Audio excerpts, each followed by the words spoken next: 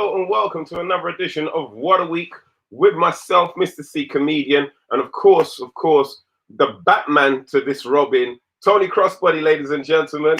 Hey, what's happening, sir? Everything's good, my brother. Big up yourself. Just making sure I'm not treading on no wires here, man. So listen, welcome to What a Week. It's your show.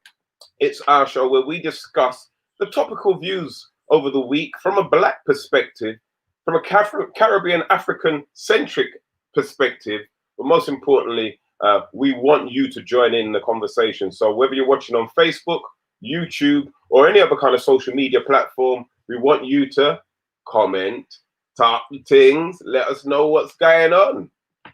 So Tony, what a big week in politics, man. Brother, this time last week, this very day, the American election was in full sway. Who would have thought a week later, it is still relatively undecided. So, what? Undecided still? Surely not.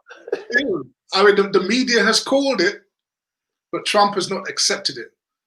Now, I think that a lot of people would not remember, but there's been two other recent occasions in history where the media actually called a winner for the election and it actually turned out to be wrong. And that was in 2016, when commemoration magazines were made for Hillary Clinton, welcoming her as Madam President. Wow. She won the election to Trump. And I think it was back in, I believe it was, the year will come to me in a second, 1988, that's right, when Al Gore ran against George W. Bush, and they welcomed President Gore, they said. And he won the election. So what is this? What is this one going to bring? I don't know, but most of the world leaders have come out and said, well, welcome to the presidency, President-elect Biden. But interestingly, the big boys, Russia and China, have not said anything as yet. All right. Is that because Russia and China, they've already fixed the vote, so they know Wagwan? Carry on celebrating the whole of Europe and the foolish people in the world. We know the results. We and the Chinese have fixed this again. Who knows what's going on? But it's interesting that they have not yet come out. And you know, Britain has come out, France has come out, many of the European nations have come out, but Russia and China, who do a lot of business with the United States, not yet. So they're still fighting it out. Apparently, it's Trump is accusing the opposite side of voter fraud, taking some of these cases to the courts, saying that dead people from the Confederate wars that they had were voting, had their names on the ballot. Jimi Hendrix voted, and all Elvis Presley voted. So they're contesting these ballots apparently, and we're going to see what's going to happen there. Okay, well, it seems to me that even though you can say, well, if he honestly believes that there's some kind of wrongdoing going on or some kind of incorrect procedure happening as regards to the votes, then he has every single right, every single democratic right to protest. However, I think that the news over this week has been the way how he's protested. I mean, look at this headline, for example.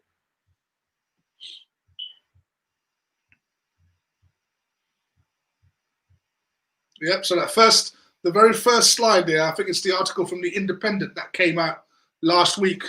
There you go. It's the fact that, here we go. So Donald Trump's refusal to concede sparks transition sabotage fears. Right. And it's the way how he's going about it. Yeah. I've never seen somebody who's supposed to be a world leader carry on so much like a big baby. It's unbelievable. And the interesting thing is, you see, what happens in these situations is that there's this transition period between now and January when the new administration comes in, and it's like a handover, right? So basically, all the different departments of Trump's government basically pass on the information to Biden's incoming government. You see, so Biden can start with his foot on the ground. You see what I mean? But what's happening here, because of this situation and Trump's reluctance to recognize Biden, none of this is going to happen. Wow. So as long as this drags out, you see, we're going to have a situation where the incoming government are basically not informed about what's going on. And so that's, And the other problem is, of course, as well, is that perhaps, it looks like these other countries who've come out and said, congratulations, President-elect, have basically been premature, because by rights, what they should have done is probably just held back and waited until these results have been sorted. Well, sure, right? Can you imagine now that Boris came out yesterday and said, "Oh, President Trump, he's allegedly a good friend of Trump's, right? So he's come out and said, well, welcome, President Biden. We look forward to doing business with you." Now, if Trump is successful, can you imagine how embarrassing that's going to be for Boris? Well, yeah, it's very much like, you know what? If you go and ask the wrong person to dance in a dance, and then she say no, and then you have to go back and ask the other one. Right? What's she going to tell you? You bypass her to go to one girl that you want. She blew you off. Now you're coming back to me. Move with your face yourself. Right. In the meantime, let's say good evening to a few people. Donna Ben, good evening, man. The Let's Talk show, how you doing, people? Denise Francis, and I know so we've got people watching from overseas in Amsterdam as well. Good evening to you all. Oh man. Hello.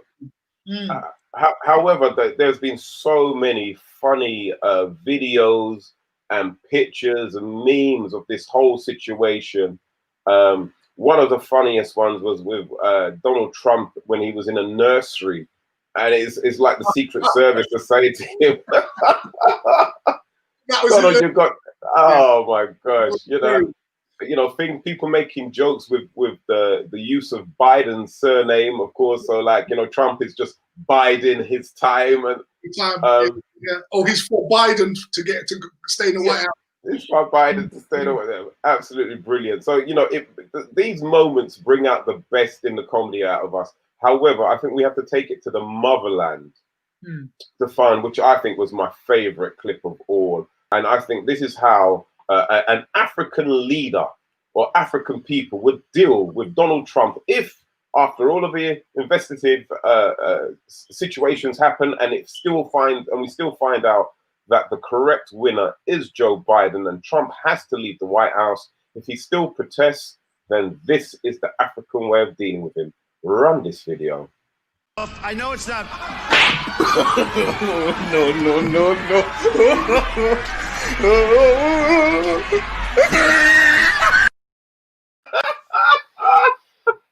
I tell you, I don't think I can remember in my lifetime a politician so universally reviled as him. And to be honest, I've just found with him being around politics, I just can't stop watching him, to be honest with you. I've got to say, I just find he just sort of put something into politics that's made me want to watch it.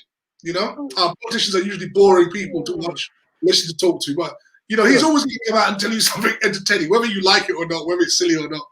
100%. But I don't think, bearing in mind his background, he's come from a business background. He was quite more than once. He built up his business from scratch and fought his way back to the top and became president. He's not a man that's going to walk away into the night. Guaranteed. No way. And again, he's told us many a times that he's the world's best or the most informed. So he's just proven his point again. He is the world's best sore loser. So that's Donald Trump still continuing with his foolishness. However, as Tony's correctly pointed out, there may be a twist to this story still yet. However, whichever way it turns out, please make sure you focus all your thoughts and attention here with us at What a Week. We'll make sure we cover that. Again, Black Beauty Communication saying good evening to yourself. Julie Juice, good evening to you as well. Our next story takes us into the world of sport, ladies and gentlemen, where the chairman of the FA was doing a briefing to MPs as regards to the importance of diversity. And I think he got it just a little bit slightly wrong. Let's have a look at one of the headlines, please. So here we have is Sanjay Bandari, who's the Kick It Out chairman. He says he was extremely disappointed to see Greg Clark's comments today in the DCM's Select Committee. His use of outdated language to describe Black and Asian people as colored is from decades ago and should remain consigned to the dustbin of history. Also, being gay is not a life choice as he claimed to. The casual sexism of saying girls do not like balls hit them hard is staggering from anyone, let alone the leader of our national game. It is completely unacceptable. So there we have it. So that was from Greg Clark, who is the chairman of the FA, who's now resigned. I think we've got a little clip from courtesy of Sky News as regards to some of the things what he said. The views I've heard is, if I look at what happens to high-profile female footballers, high-profile coloured footballers, the views I've heard is, if I look at what happens to high-profile female footballers, high-profile coloured footballers, and the abuse they take on social media, not from the crowds, because you get misbehaviour in crowds, but largely people have bought a season ticket, they're going to behave because they will be banned for life if they're giving racist or homophobic abuse. But social media is a free-for-all. Mr. Clark, I mean, diversity is not really the issue, is it? Football is diverse. It's inclusion that's the issue. And when you said something earlier on, I think I heard you refer to coloured people earlier on. If that's the case, would you want to withdraw that language? Because isn't that exactly the sort of language that means that inclusion is not a reality, even though football is very diverse and has many people within it from ethnic minority backgrounds and also people who are gay? Let me say three things. Firstly, what about one thing? If you did say that, no. would you be? I'm that only takes one thing. It doesn't require three things, really. Well, if you please allow me to respond. One, if I said it, I deeply apologise for it. Secondly, I am a product of having worked overseas. I worked in the USA for many years, where I was required to use the term people of colour, and sometimes, because that was the product of their diversity legislation and positive discrimination format, sometimes I trip over my words. And I all right, Mr. Scott, you've apologised. Okay, thank you. Whoa, so there we have it. Tony, do you think it was just an innocent mistake? Is it the kind of thing that somebody should really lose their job over? Or is there some kind of deep underlining tone there as regards to colonialism creeping in yet again within football and the way how people of colour are seen? Considering his position in the football authority, right, with all that's gone on without, the kick out racism campaign and all, Black Lives Matter, and that this man should really have been up to speed. I mean, it could be argued, well, his age and he comes from a generation of this type of person that would use that that expression, but actually, it's actually no excuse. I think as well, it's interesting that it's not just the idea that he refers to Black and Asian as coloured. Mm-hmm. I think the real hammer is has to do with the perceived insult of gay and women, right? Which, remember, when you talk about diversity, those tend to be the three main groups in that diversity sort of criteria. So you have Black people, you have gays, you have women, right? Mm-hmm. And the fact that he has repeatedly used language that has been offensive, and this wasn't the first time. I mean, apparently he has a history of doing this. Right. Okay. And bearing in mind his position, there doesn't seem to be because he would never change. He will never change. Well, it's a hard one. I mean, the comment that he made about women was that apparently they don't like being hit in the face or being hit hard with balls. Ladies, what say you? When was the last time you was hit hard with a ball, and did you like it or not?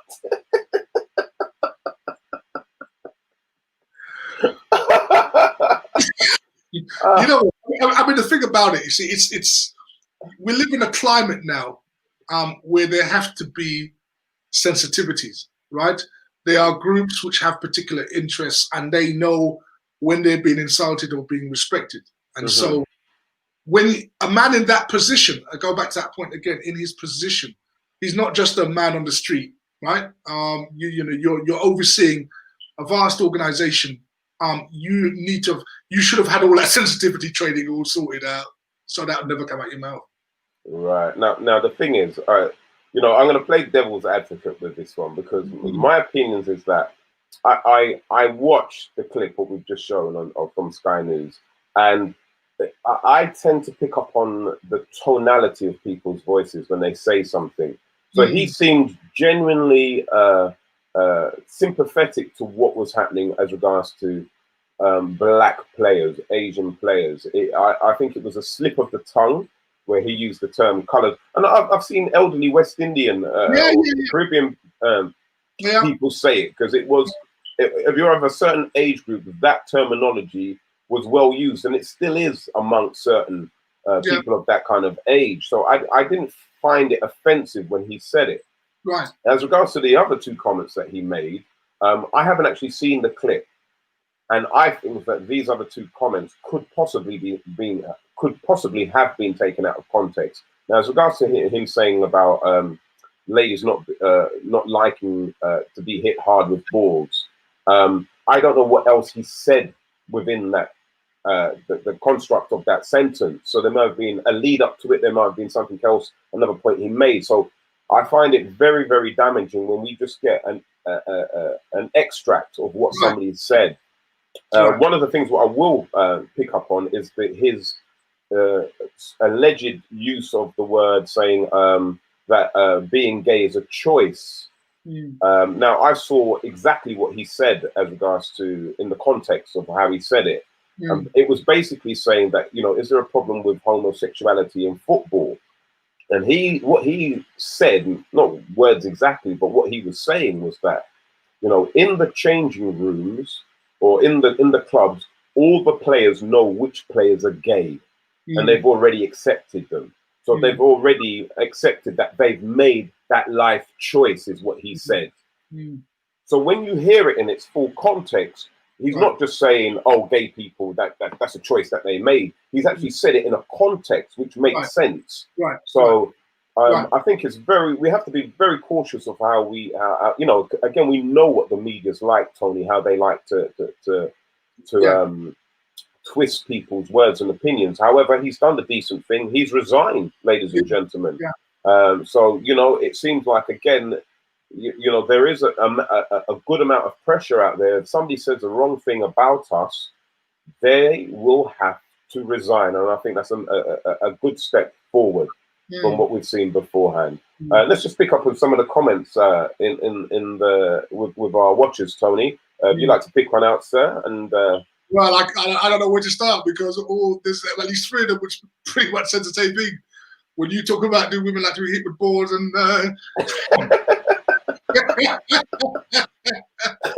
Judy Houston has gone to bed. The ball that's hitting.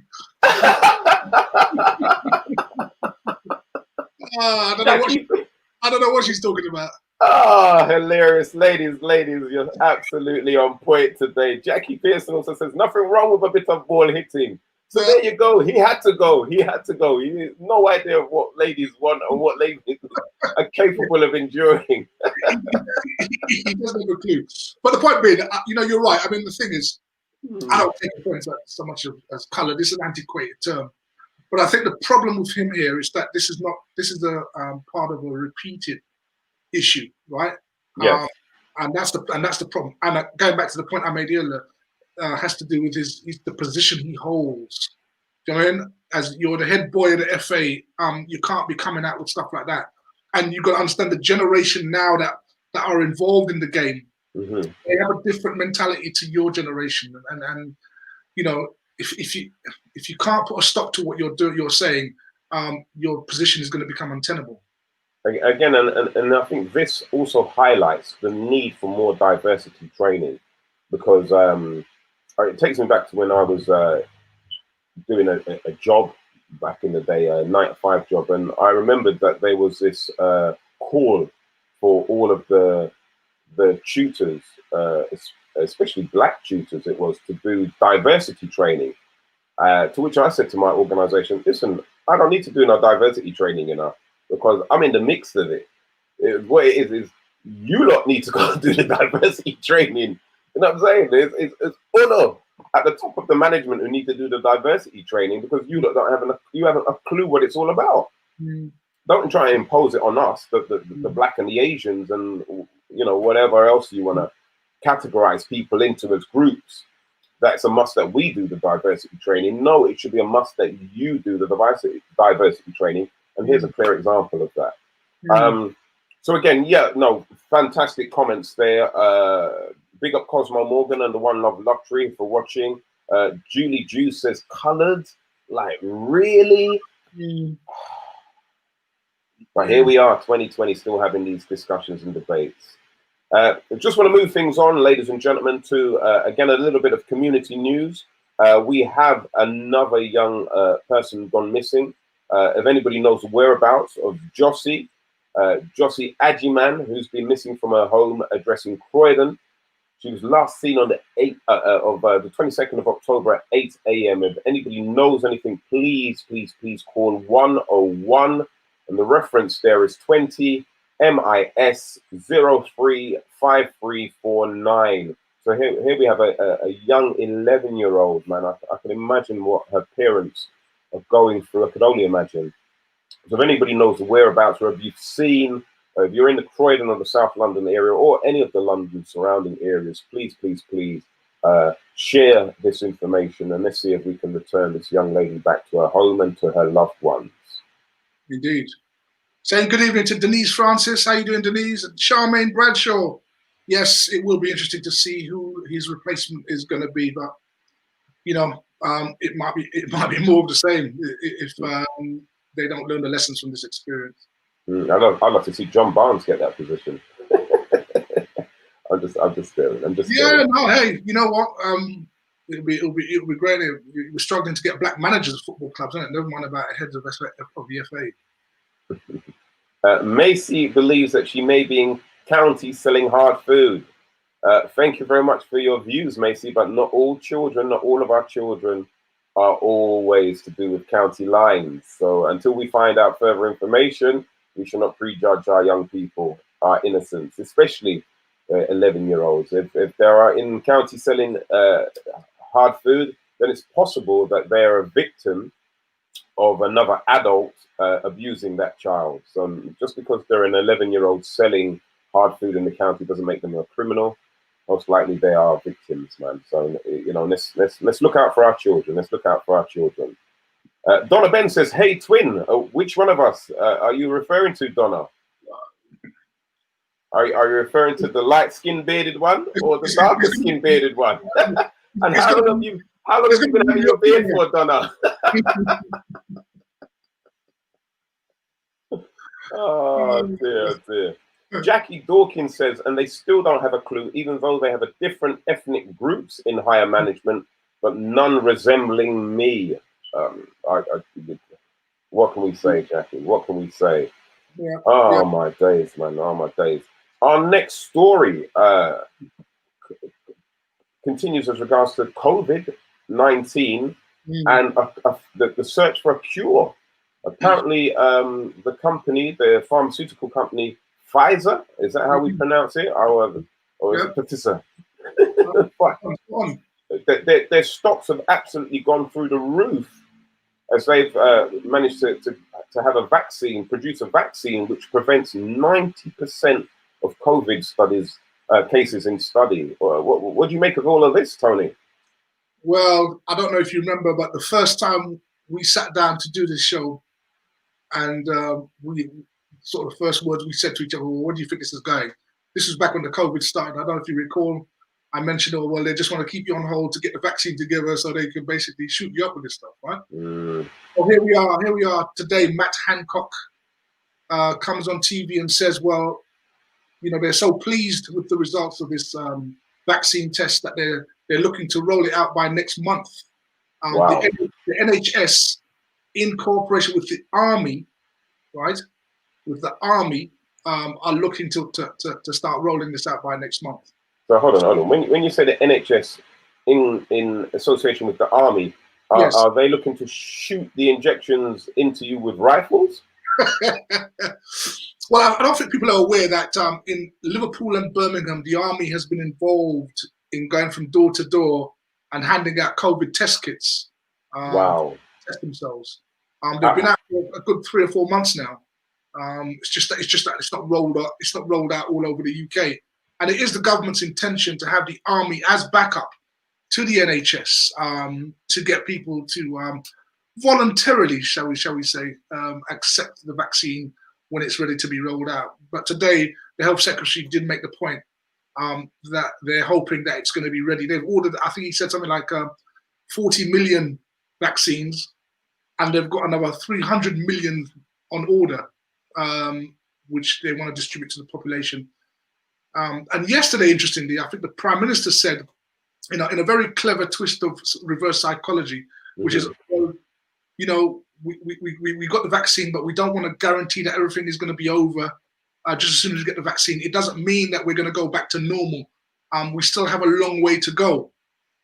So even after at first telling you that the vaccine is necessary before we can go back to normal, now that the vaccine is almost here, we're now not to get ourselves excited over the fact that we're going to go back to normal because we have the vaccine. The very same thing you said 8 months ago.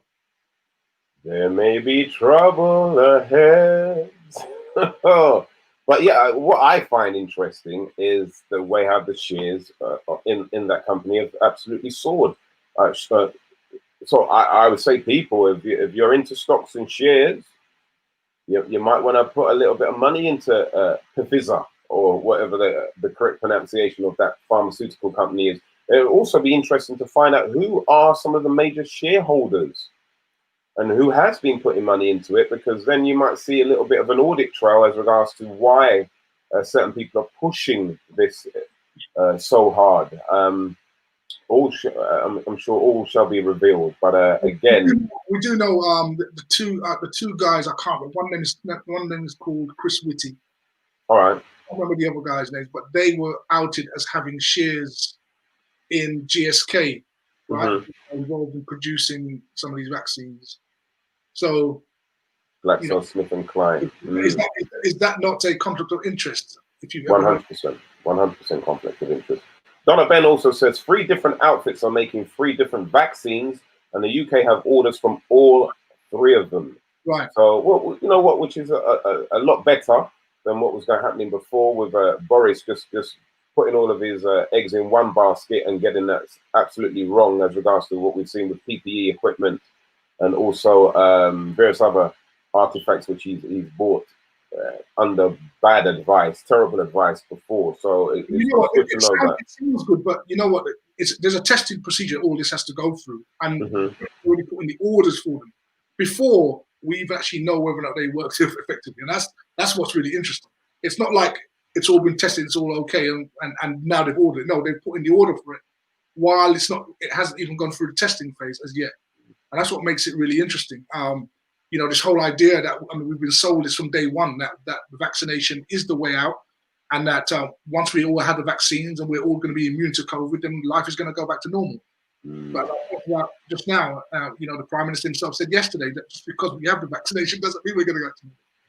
Yeah, I think this whole COVID-19 has created a whole new industry, and there's a lot of movement of money within this industry due to COVID-19, but it seems like it's only a certain fraction of society who are getting the benefits of the movement of that particular industry, or should I say economy, thriving and benefiting from it. And it's not us. It's not us at all. It's not us. So look, what say you? What say you? Are you happy that the vaccination has got a 90% success rate? Is that surprising to you? Is that welcoming to you? What say you? What's your thoughts? What's your view? Let us know, please, please, please. It's not just mine and Tony's show. It's your show. Let's have your comments and let's have your views, please. Will you guys be rolling up your sleeve and lining up to take your shots when it's ready next month or in the new year?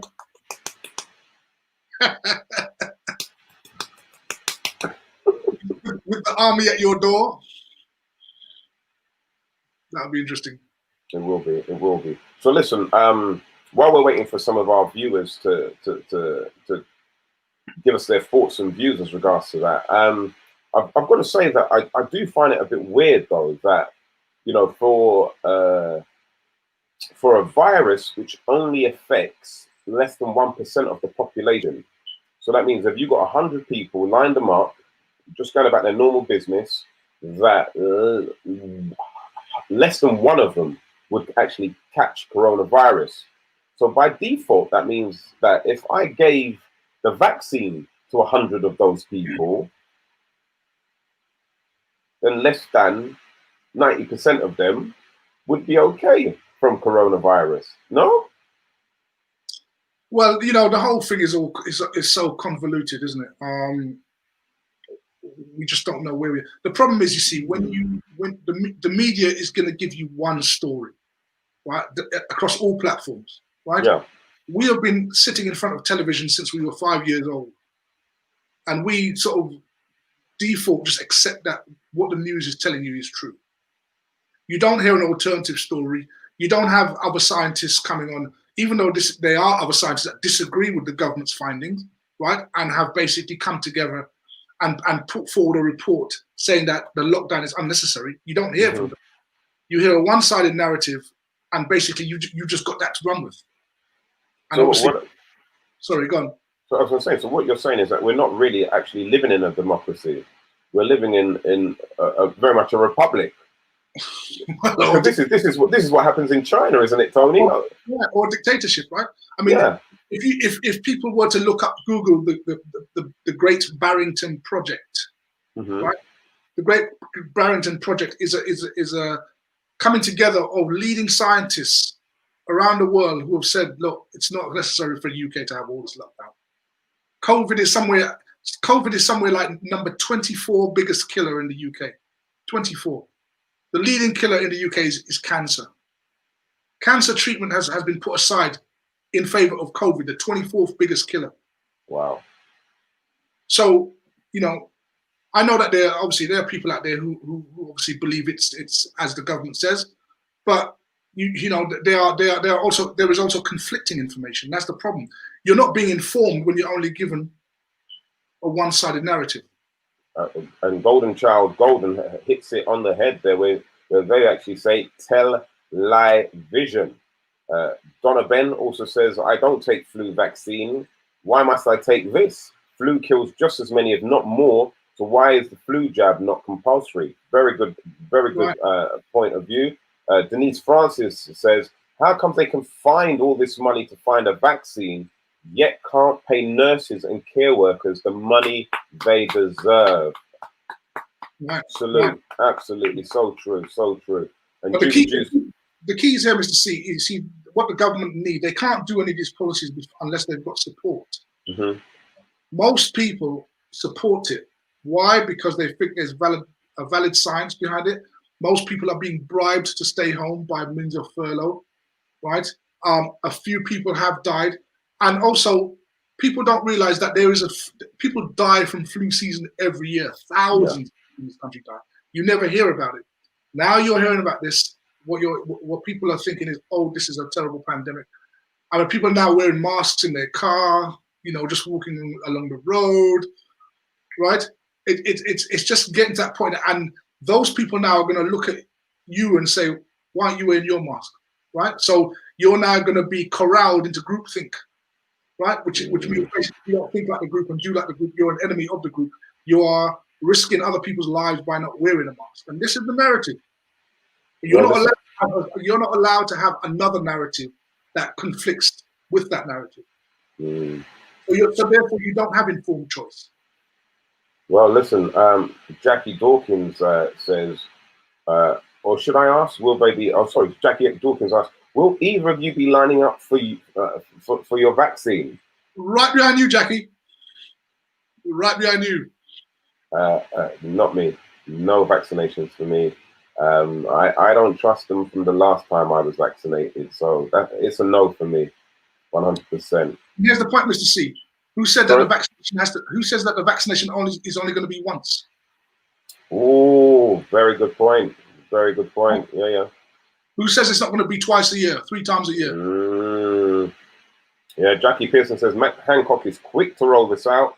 As usual, they might have to backtrack on this. No for me, she says. No for me. Right, they're telling black people that you are more prone to catch this virus. You need to. Bill and Melinda Gates said that you need to go in the front, black people. Mm-hmm. We need to save you first. Don't worry about it. We've been killing you for 400 years. Now we want to save you. Well, I've got a message to Bill and what's her name? Belinda Gates from the black people. It's to do with your mum, literally. It's to do with your mum. Yeah, that's the message from black people to the Gates family. Your mum. You need to vaccinate your mother first. You need to vaccinate your mother first before ours. And if you're not sure which part of your mother you need to vaccinate first, we've got some Jamaican people who can help you, and some Trinidadians as well who can tell you exactly which part of your mother you need to vaccinate first, just in case you didn't get that. But listen, we've got to move things on. Another one of our old clonies, as I'd like to call them, Kilclooney, actually, Lord Kilclooney, made a remark as regards to, those of you who are not familiar, this is Lord John Kilclooney, who happens to be a former cabinet minister of the Northern Ireland government, former member of the European Parliament, and now former MP at Westminster. This is what he said as regards to Joe Biden and his new Vice President, Camilla Harris. He said, whilst Biden is proud to be Irish and Harris is rightly proud of her Indian background, I certainly withdraw my reference to her as an Indian, as it seems to have upset some people. I did not know her name and identified her with the term Indian. Most people understood, racists no. So I think we need to just backtrack slightly and show the actual comment that he made. Can we find that one first of all? The comment that Lord... Yes, this is the comment. What happens if Biden moves on and the Indian becomes president? Who then would become vice president? Who becomes...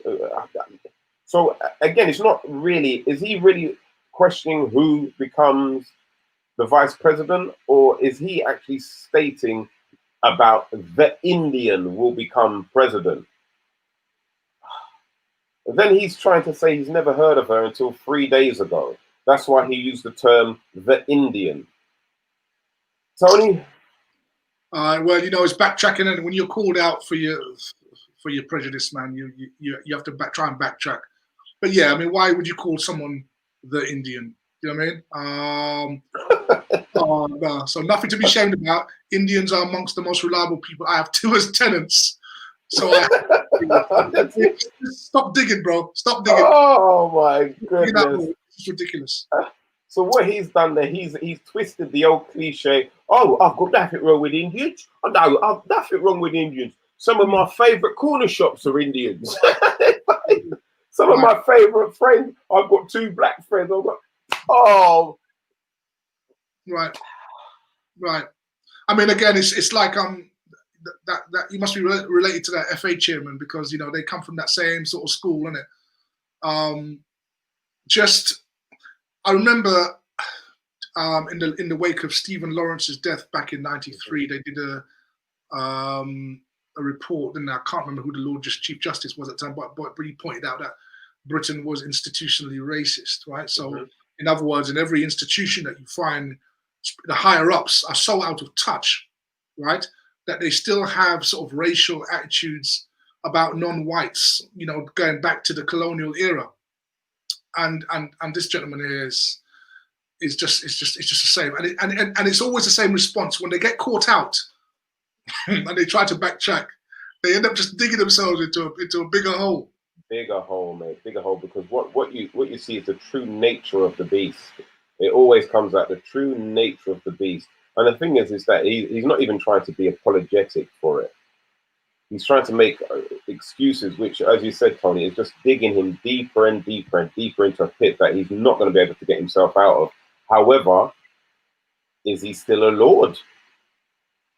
Is he still not has a title? He's not going to step down. Bestowed upon him from the highest of the country to say that this man should be elevated amongst people, and given a title that makes him shine like he's more special than anybody else. So the question is, should he be stripped of his title, his No, so-called. he won't be. Though. He won't be. He won't be. I mean, he won't be. And he's not. He's not going to do. He's not going to step down from being a lord for saying that. Well, he's just going to ride the storm and go through. You know what I mean? That's how, but what it gives you is a glimpse of what it's like in the higher echelons of power and what they really do think, right? And sometimes they let it slip, and you get a view of how, well, non-white people are certainly viewed from their perspective. Very good one from Denise Francis. Says he's lord of his mouth, and that is all. Donna Ben also says he forgot he was talking to the world and not his friends. But sometimes they do get comfortable. They do get comfortable, and I think this is what social media is actually doing, is that when people are in the comfort of their own home, they think, oh, you know what? It's just me and my four walls around. I can talk and think as I like, and they just happen to have the mobile phone in their hand at the time they're thinking like that, and sometimes it slips out. It slips out, man. But I don't. When you've been doing something all your life, right? You just develop a pattern of behavior, pattern of speech, because it's so normal to you, right? I mean, the people that he would normally say this around wouldn't be offended by what he says. Yeah, right? yeah. So eventually, somebody who shouldn't hear it gets to hear it or gets to read it. And like I said, you get an insight into what the higher ups are, what they're like, and their views of their populations, particularly their migrant populations. Yeah, well, Jackie Pearson adds, it's absolutely out of order. What is wrong with these people in Parliament? They don't have a clue.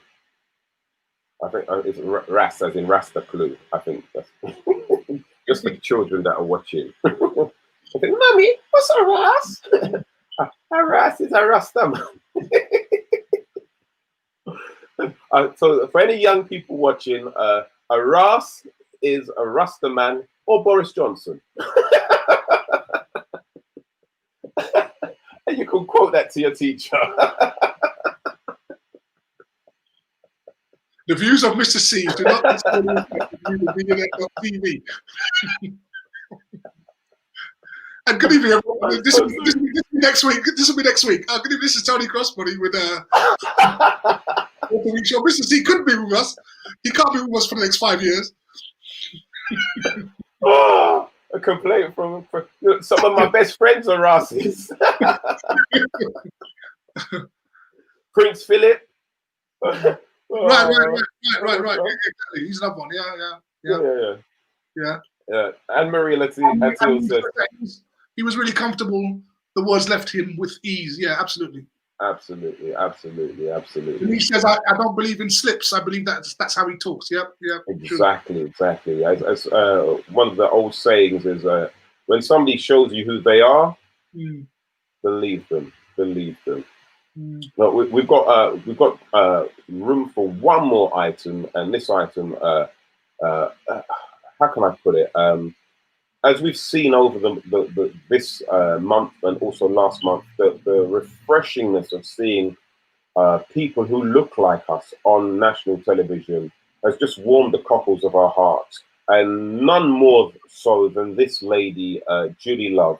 This week she was on Loose Women, speaking with her other colleagues, Andrea, Brenda, and Kelly, as regards to the increase. I didn't know this, Tony. Was you aware of the increase in big pants sales nowadays? So, ladies, we're going to pose a question to you, but those of you who didn't actually see the clip on Loose Women, here's Judy Love addressing as regards to the increase in big pants now as opposed to thongs. Watch and enjoy. What the thing is with this, it disappears on me. Like, I'm going to be real. One time I had on thongs. Yeah, I had on these, not these ones. They're not mine. I had on some thongs, and I'm a fluffy girl, and I left something downstairs to cream. I came out my bedroom. My daughter saw me. She was like, "Mom, you've got no knickers on." I did have knickers. It's just that all the bits had folded over, so obviously the belly had folded to the side, so you couldn't see the side and the front and the legs would squash together in the belly, so it just looked like I had no knickers on. But the thongs was in there saying, "Help me!" It was in there somewhere, and I turned to her and I said, "Look, Mummy has got look." I lifted. I said, Mummy has got thongs on. What are you talking about? From that day, I thought to myself, I'm not wearing this no more. I'm not wearing, they're dangerous. I'm not wearing that, no. I'm not going A&E asking people to find thong. No, I'm not doing it. Weirdo. It could be a whole new game. I can't take this anymore. Absolute mess. I literally can't breathe. Sorry, I'm just being real with you. Okay. So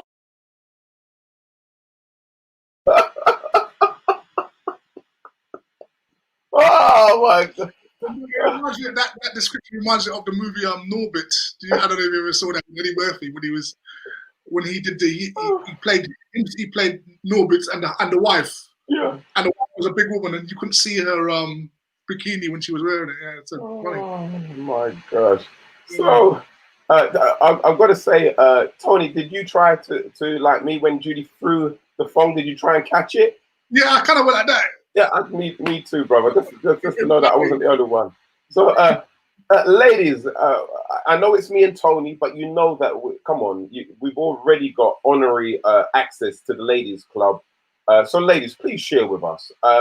Is Judy right in her her deduction as regards to big pants are in as opposed to thongs? What say you?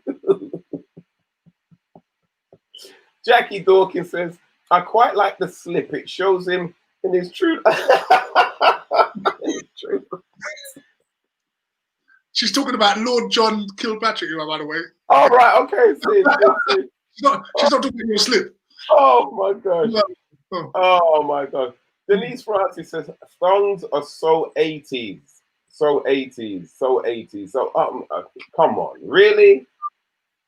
Really? I mean, according to one of the shops, they've seen a 60% increase in the purchase of big pants now. So big drawers are making a comeback.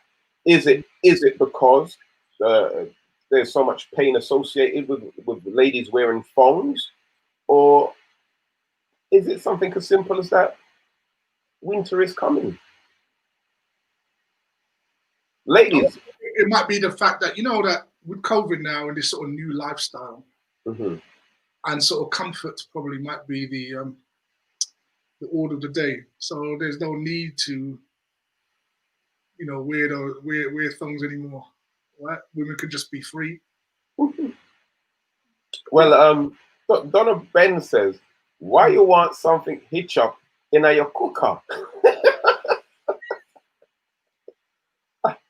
Donna, I don't know how you're wearing your thongs, but if you're putting your thongs on your Zanussi cooker or your Hot Point cooker, you're supposed to wear it. No, don't put it on your cooker.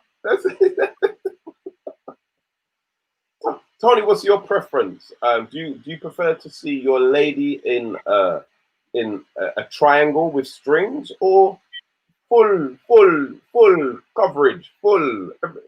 I like the ones that come up there.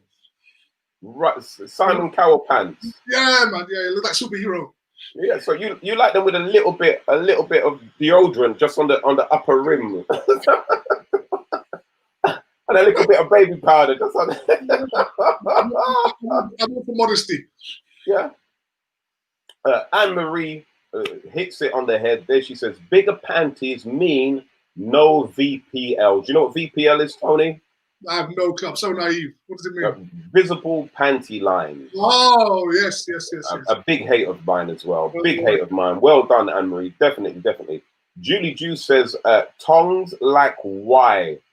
Where's the rest of the drawers?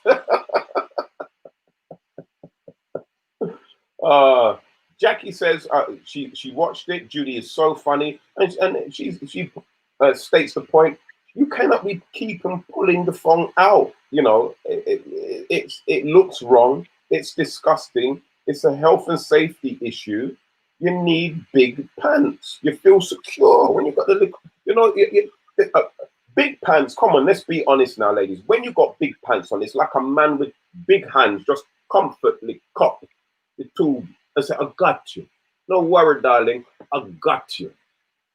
But where is a thong now? This little, this. Come on, this couldn't even hold in a poop. Come on now. Any particular comment there, Tony, please? While I'm catching my breath. I hope my mum is not watching the show. I've got some explain. I don't even want to comment. I don't even want to comment. So Anne says not all women like or have ever worn thongs. Wow. Can we honestly say that a woman in her 30s is there any woman who's in her 30s who can honestly say she's never ever worn a thong? And I'd like to know the reason why. Any of our female viewers or watchers have said that they've never ever worn a thong, please let us know. Jackie, oh my gosh, I didn't even. Jackie says I ain't worn thongs for over 25 years.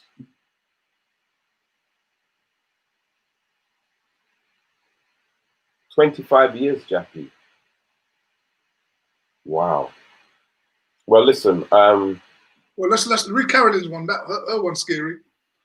Carolyn says, "Commander, when I feel I'm in feel I'm mine." Carolyn, man, you don't catch cold. Is all I got to say to you, darling. Yeah, if anything sneeze, anyway. Listen, we're gonna move this subject on. Oh my gosh. Listen, comfort and modesty all day. Whatever you wear, it's your choice, and as long as you're comfortable, that's the thing that counts the most. We're going to move over to our Black History Month selection, ladies and gentlemen. This is where our guru, our champion for Black history and enlightenment, Tony Crossbody, shares with us his knowledge as regards to some of the greater findings of the journey of our people of African and Caribbean descent. It's an absolute pleasure. Please, ladies and gentlemen, one more time for Tony Crossbody. What have you got for us, sir? What have you got for us? Well, tonight, I thought I'd mix in a little science with history, just to mix it up a bit. So if we can just have the first slide, please.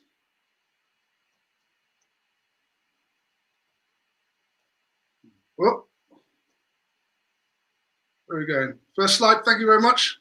So tonight, basically, I want to discuss the science called craniometry. What is craniometry? Next slide. Craniometry is actually the study of skull size. Okay. Now, when anthropologists actually find a skeleton, they are able to confirm the racial origin of that skeleton based upon size of skull. So as you can see there, they're using calipers to actually measure the width and the length. And by dividing both numbers, the answer to that sum makes them decide which category of skull that person would be, right? Okay, so, I'm with you. Right, so the category that we want to talk about tonight, next slide, is this category here. It's called dolichocephalic. All together? Dolichocephalic. Right. You got that. Good. So this is a very interesting category. And we'll just play this next video and talk about it a little bit more.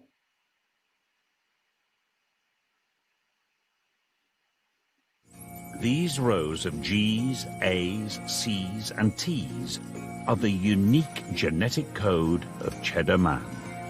After 10,000 years, he's back. The data is good, the quality is good, a lot more than we thought, so that's brilliant news. So I'm just getting it prepared here, ready to send off to UCL for some further analyses. We're not seeing large differentiation between the population to which he belonged and the populations in, for example, Spain or Germany. I think it would be fair to say that he's more a European than he is a Brit. The team have proved something else too. Further back in time, Cheddar Man's ancestors came from the Middle East. They move across from the Near East, mix with standing Mesolithic populations that are moving north into Europe, and then end up in Britain, in southern Britain. Yeah, because no one's shown that from Britain before, have they? No. We've got samples from Europe, but so this actually shows that they actually would have come all the way across into the UK as well. With hypopigmentation, so with light skin, were both absent. We do not find neither of them. So that suggests the absence of a light skin phenotype. Okay. Most likely a dark skin phenotype. Dark skin, especially with blue eyes, is surprising. Now Johan has to work out how dark. The skin pigment news spreads quickly to other members of the team.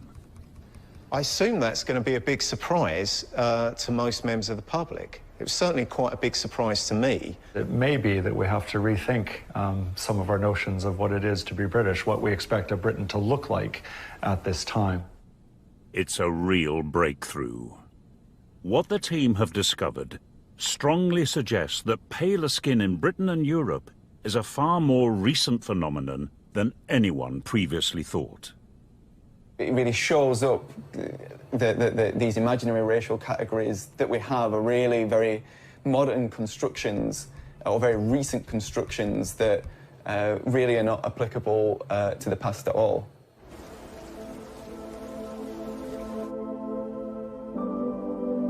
Two weeks later, and the Natural History Museum is about to witness the unveiling of a new head. The first Brit is in town. After all the work, the time has come. Nice that you all come here to reveal the Cheddar Man. I want to remind you, it's your data we worked on, so part of it is your work. But here, we will reveal it for you guys. 1, 2, 3. Oh. Hey! God, brilliant. Are you shocked already? Really, really cool. To have done the genetics for someone, or to have looked at their DNA so closely as we have done with this, and then to actually see that made into flesh is, it's amazing. I guess it's the only time this will ever happen. I think the Kennesis have done a fantastic job. He's alive. He's a person now. He's not just bones. It's been a long and extraordinary road. 4 months of work for the artists, 2 years for the scientists, 10 millennia for Cheddar Man, to finally bring us face to face with the first Brit.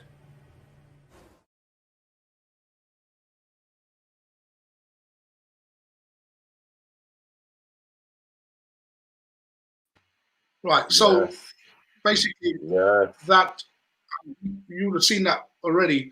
And I think, as Donna Ben pointed out, and I've mentioned already on this show, when this first came to light, people were up in arms by suggesting that this guy could not be black because he had blue eyes.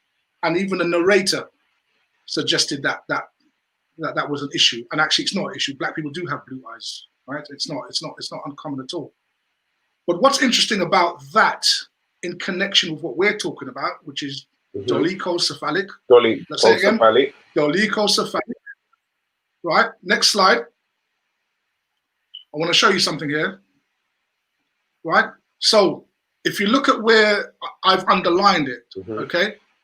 So dolichocephaly, or dolichocephalic, was the distinctive cranial feature of the earliest inhabitants of Europe. But notice this, today, it is a characteristic of the Negro races. Of the Negro race. So a dolichocephalic skull, when found, is immediately identified as being Negro. And I want you to remember, this is why we're looking at this particular category of skull. Okay. Now, next slide. Here's some interesting information with regard to the British Isles. Long after Cheddar Man, who's assumed to have been here from about 7000 BC, when the Romans first came to these islands, they met a set of people who they call the Silures. And at the bottom there, the last part, notice how it describes them. The Roman historian Herodotus says that the Silures have swarthy features and are usually born with curly black hair. They are like the Gauls. The Gauls are the French, or the Spaniards. So what we're trying to establish here is this fact that dolichocephalic skulls have been found all over Europe. And they were here long before anybody else. These were the original Europeans and the original British and Irish peoples and Scottish peoples. That's interesting also there as well, Tony. It says that this is from his origins or in the deeds of the Goths as well. So right. You know, so it's quite interesting that there's so many different fractions where you can see that the template is and the origins are of black people. Right. And you know, the biggest lie and the con you see that has been perpetrated on the world is that whenever you see anyone black, they must be from Africa. They can never be indigenous to Europe, to Asia, or to any other continents. Well, you see what the thing. Sorry, Tony. The thing that you're highlighting here, which you know, is just come to me, is that this all makes sense now. Why racism is really a modern day problem, and that there were, you know, when you look at the history of racism, it stems from a specific point in time. That there is no racism mentioned before that, and that's because we were everywhere. Right. Originally. Right. But there seems to be a concerted effort. Right. Once the continents were taken over, there seems to be a concerted effort to wipe the name of black people out of history completely. Right. Yeah. And to do that successfully, the place they started with was Egypt. Right. They started with Egypt because if they can pull and extract Egypt out of Africa, they can pull everywhere else. People too. Let's run this next one.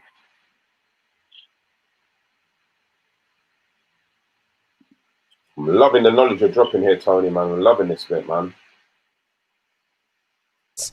Came to the study of ancient Egypt and ancient Nubia from the perspective of Semitic languages, or the study of the Hebrew Bible. And it was very important to them to bring Egypt specifically into the sphere of biblical studies. And so they had to carve Egypt away from Africa to bring it into that sphere. And the way that they did that was they used race. So these early archaeologists effectively made ancient Egypt white, in the sense that they made it part of a dominant Western culture, and ancient Nubia was separated from that. It was black.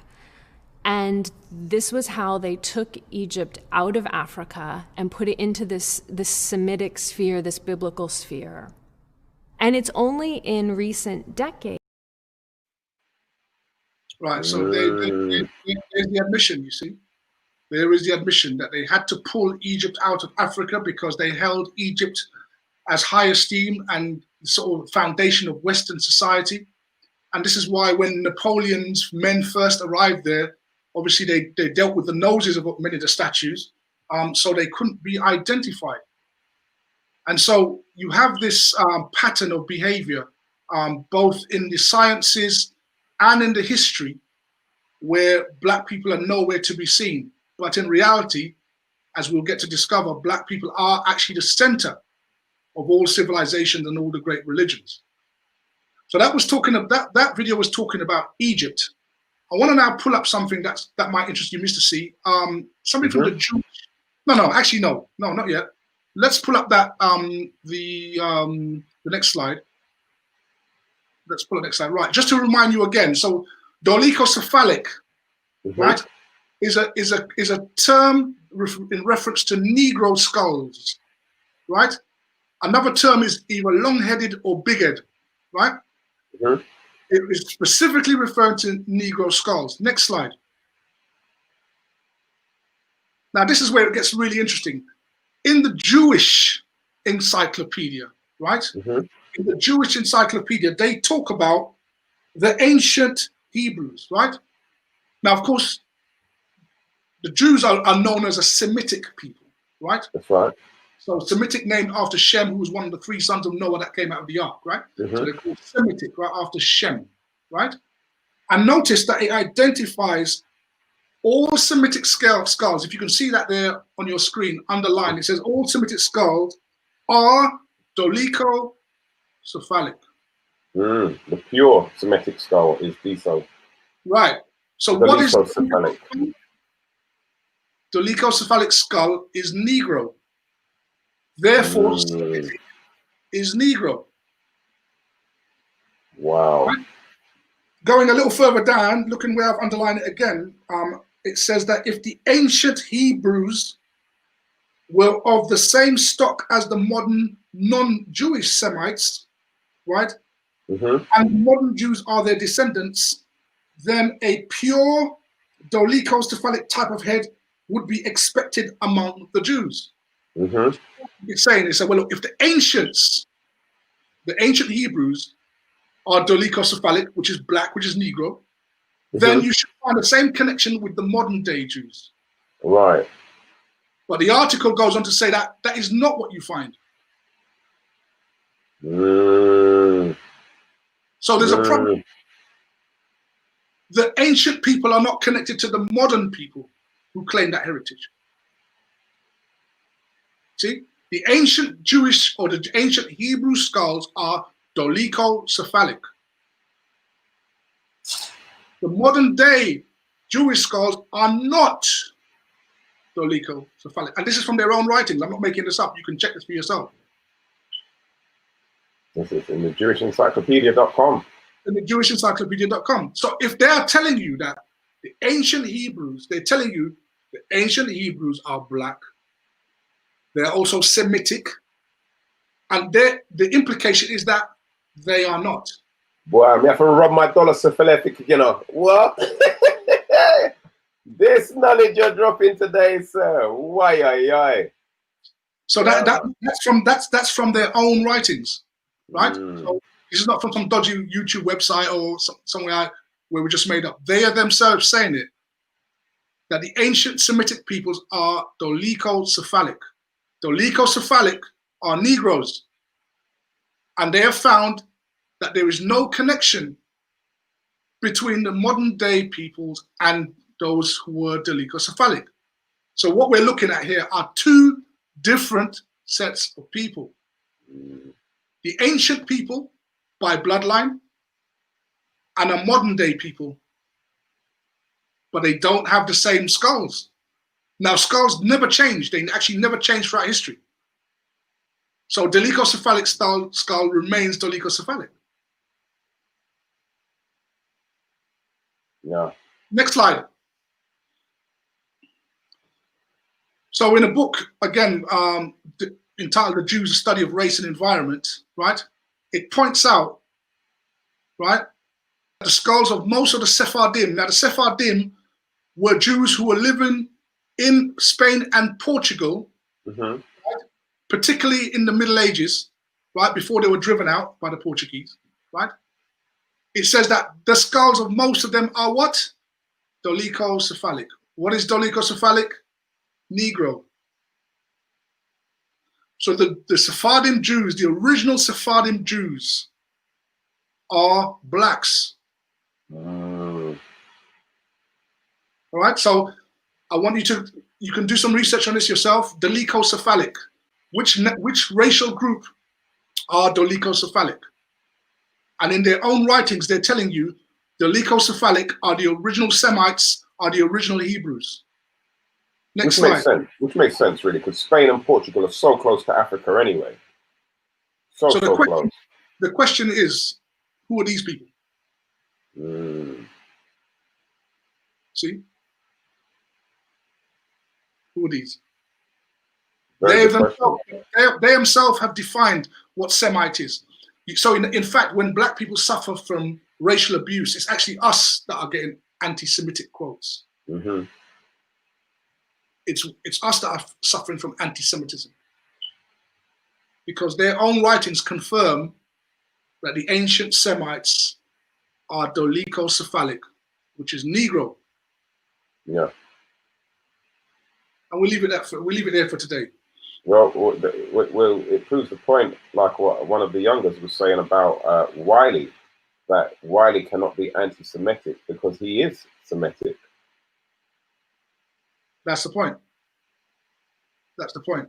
See, and the thing is, when we're doing this type of searching out, you've got to use, their own references. You see what?